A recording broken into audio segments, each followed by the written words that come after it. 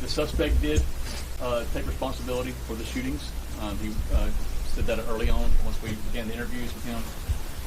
He claims that these, and as the chief said, we know this is still early, but he does claim that it was not racially motivated. He apparently has an issue, what he considers a sex addiction, and sees these locations as something that allows him to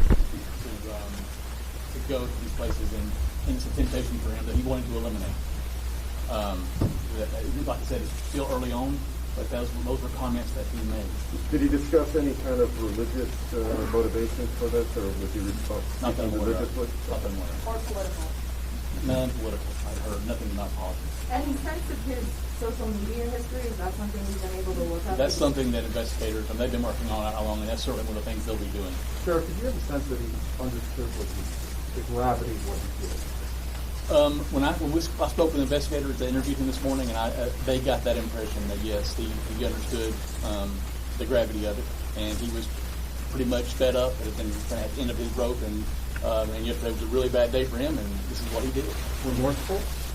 I'm not going to go to. I don't know if he was remorseful or not. He's a pretty young guy. Was he a student? Was he living with his parents? 21 years of age. It's my understanding he does not live with his parents. I don't know who he was living with at the time of this incident. Was he employed? I'm not aware of that either. That's Just two questions. Just to be clear, the suspect has admitted to the shooting event. Yes. Second, yes, he has. Yes. And secondly, there's an indication that the family notified you. What indications and what reasons did the family notify you? We put out an image of a possible suspect very early on in this incident, and we were notified by his family, who were fully cooperative, and we are greatly appreciative of their assistance in this matter. How did you get the image, Sheriff? Was the image from the Surveillance cameras. There were several businesses there, and we were able to get images from those. And then you also ID'd his car also from the surveillance? The car, and then, of course, obviously, we were able to get in touch with the parents, who identified it from social media that was their child, their son. You mentioned Florida. Did Were you there say any, earlier did that- he mention any particular businesses that he was doing? Just my understanding, it was some type of foreign industry in that state that he was wanting to go do some similar act in that location. No additional details. I'm sorry to clarify. Did you say earlier that in interviewing the suspect, he said it was not racially motivated? He did make that claim. Despite there not being a racial motivation, there has been a very real set of anti-Asian hate attacks across the country. We've heard from New York City police that they're actually sending resources out of an abundance of caution to their Asian communities across the city. Now, for any of the law enforcement partners here, is there anything similar as far as strategy and extra support for either the Asian American communities in Metro Atlanta or similar businesses like massage parlors? So obviously, whatever the motivation was for this guy, we know that many of the victims, the majority of the victims, were Asian.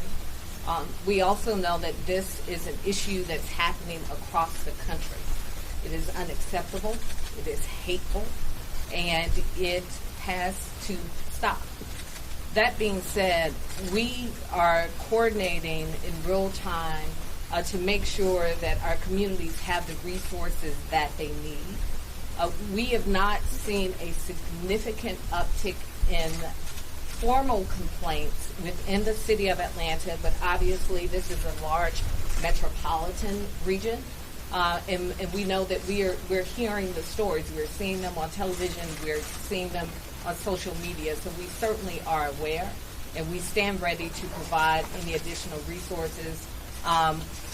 But again, because of the quick coordination, when I was on my way home from City Hall last night, when I received the alert that there was a business shooting on Piedmont Road, I immediately called Chief Bryan, who had already been in touch with Cherokee County, and they were already making the connection. So we had a very rapid response, but certainly we will continue to be proactive and provide resources to the extent that we can to make sure that our communities are protected. And again, encouraging anyone. We know many of our communities are sometimes hesitant to bring in law enforcement. If there are things and concerns that are happening in your communities, around your businesses, et cetera, there's nothing too big or too small that we we want to be aware of it all to make sure that we can provide resources and respond accordingly. Is there any plan that sort of weapons were retrieved from the vehicle or did he use in the shooting? And were they all legally obtained weapons? I can tell you that a 9mm firearm was located in his vehicle when he was taken into custody. Whether it was legally obtained would be one of the things that our investigators will be looking into. And just to be clear, our victims, I know that obviously Atlanta, all their victims were Asian. 2 of our victims were white, in case anyone was unaware of that. We had 2 Asians and 2 whites that were killed at our Were the location. victims employees or people? That's one of the things that this time we're not going to go into details about why they were there. And the 9mm, that was the weapon he used. Well, obviously, we'll have to do forensics on the firearm, but we're confident that it is. But it was the only weapon that you found. Yes, yes. Did he have like a bunch of No ammo other weapons were located in the vehicle. How much